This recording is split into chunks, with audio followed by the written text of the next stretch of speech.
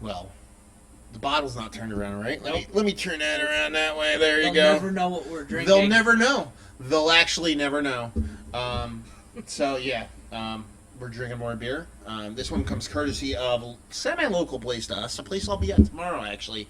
And that's ShawneeCraft Brewery. It's their Heirloom Series Golden Ale, which is a Belgian-style golden ale brewed with Brettanomyces and aged in white wine barrels.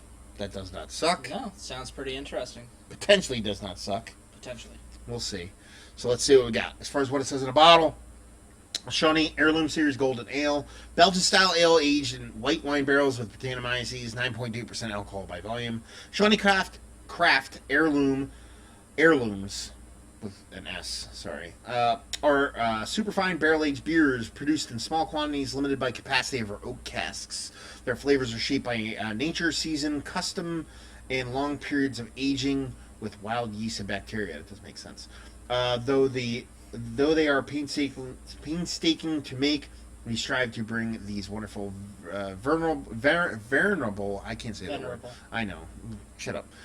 Flavors to life, then package them for your enjoyment and appreciation. Government warning stuff, yada, yada, yada. And that'd be that.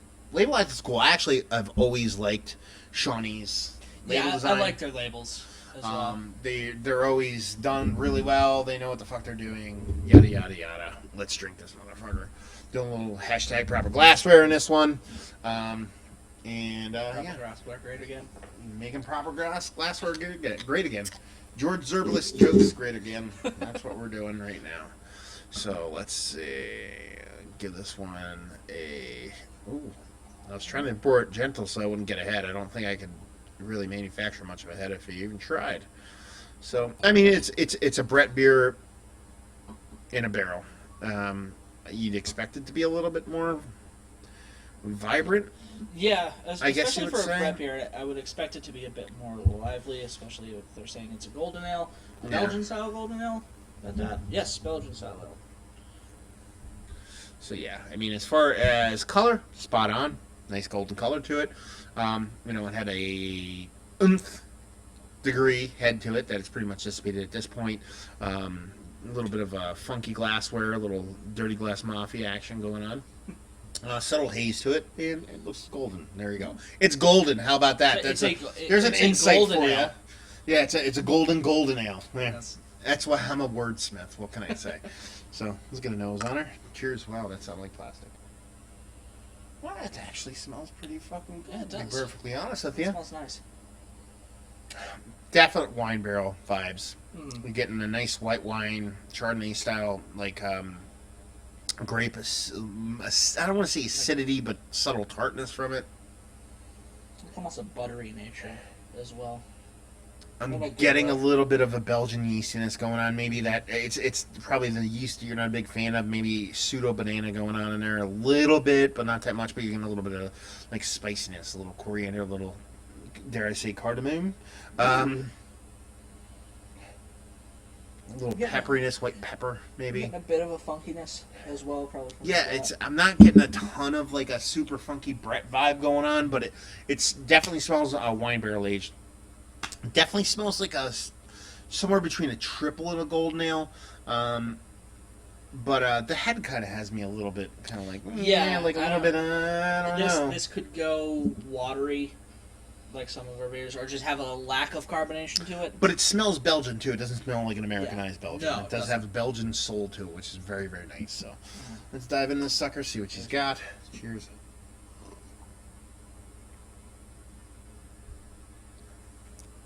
It's a good beer. A lot of spiciness, a lot of pepper. Yeah. Ton of it. I'm getting pepper way in the back. Carbonation's a little bit, obviously a little bit south of where I want it to be, but in general the flavor is pretty good. Super effervescent. Flavor's nice. There's something in there.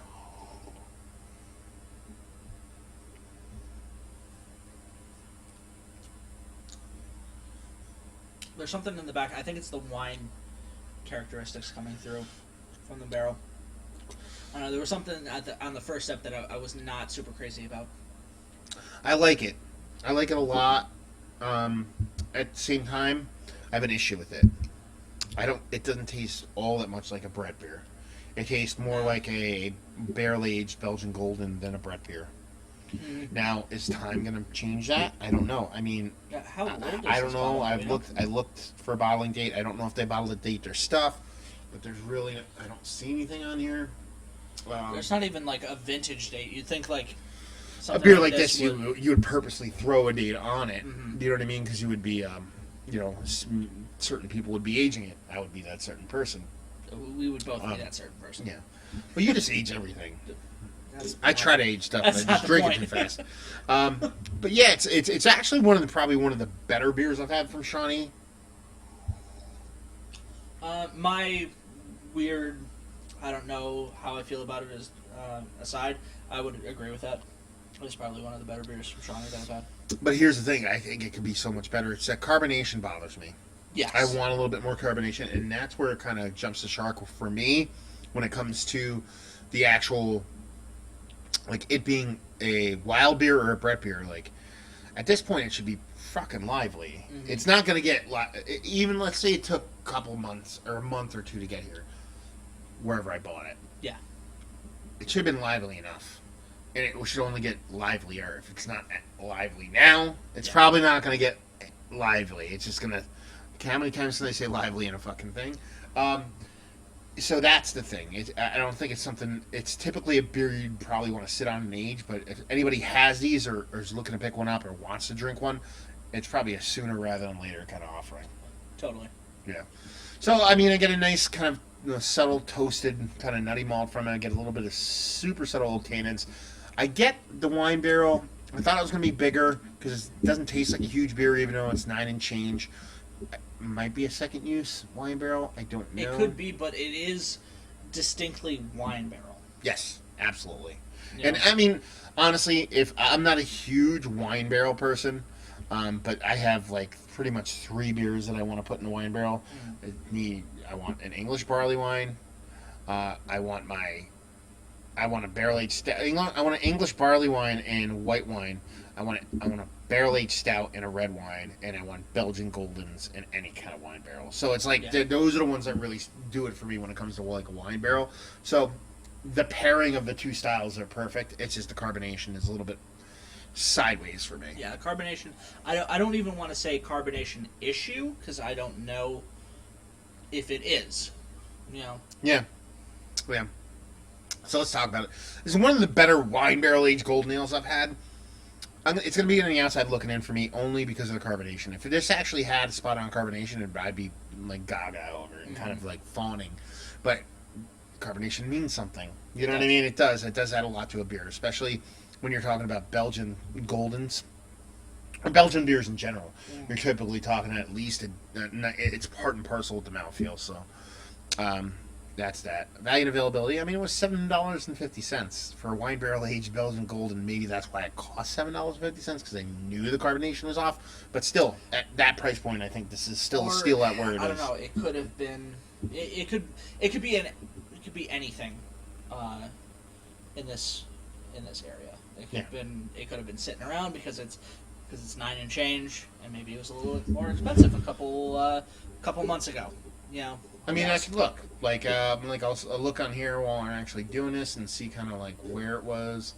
What it was, just their golden heirloom golden ale. It came out a month ago, so it got added to Beer Advocate a month ago. So that's how new it is. So I don't think, you know what I mean. I just don't think it's gonna get any bigger. It's not gonna get carb. It's not gonna carb. No. You know what I mean? So that's that thing where it's like, okay, if it was done with carbonation, awesome. But if you see these sitting on your shelves and you want to drink one, I would pick one up because I think it's a good beer. But I think it's just going to go downhill. It's a really interesting beer, and it's an interesting beer to see out of a brewery. You know, Shawnee's not super local, but they're also not super far away. Yes. You know, and it's a neat beer to see come out of this area. Very true. Value and availability, like I said, it was $7.50. Availability, I've found it. I've never looked for it anywhere else, but a local place by me has it, so that doesn't suck. So if you're in the region of Stroudsburg, you'll probably be able to find it, or northeastern, the kind of area around that. Let's put it that way. And just say this: if you like what we like this, if you like Belgian Goldens, typical like actual Belgian Goldens, because it does have a Belgian soul to it. It doesn't taste American. It actually tastes like a beer that comes from Belgium. So that's awesome. It does have that nice dry finish I want from a Brett beer, and I want from wine barrel aged stuff. But at the same time, it does have that kind of grapey vinousness to it. It has that green, non-ripened green grape.